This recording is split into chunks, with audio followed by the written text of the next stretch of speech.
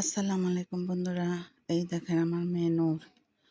হ্যাঁ, সিলেটে এসে এত দুষ্ট হয়েছে বলার বাইরে। এখন আমি ওরে ঝুড়ির মধ্যে ভইরা রাখছি। এই নূর, নূর এদিকে তাকাও। এই যে নূর।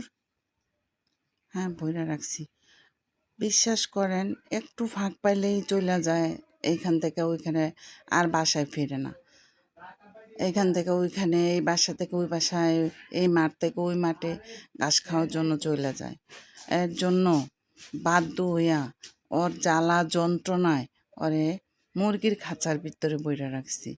যদি আপনাদের ভালো লেগে থাকে তাহলে লাইক, কমেন্ট, শেয়ার এবং আমার চ্যানেলটাকে সাবস্ক্রাইব করে দিবেন, বেল আইকনটি বাজায় দিবেন, আমার পাশে থাকবেন, এই দুঃখিনীর পাশে থাকবেন। ঠিক আছে বন্ধুরা? এই দেখেন কি কি অবস্থা।